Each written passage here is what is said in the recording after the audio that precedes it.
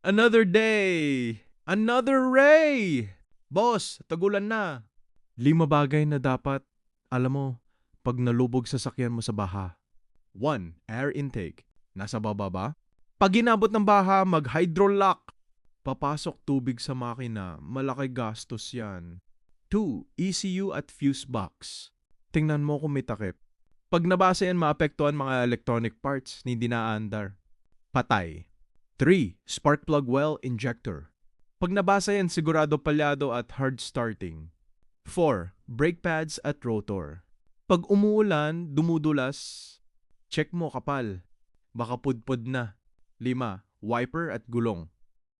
Wiper dapat walang guhit sa windshield. Gulong dapat 30C pataas para di dumulas. Emergency tips. Naabutan ng baha? Huwag pa andarin. Pato mo na agad sa shop. Save mo to. Share mo sa kaibigan. Ako si Ray ng Another Day, Another Ray. Follow for mechanical tips.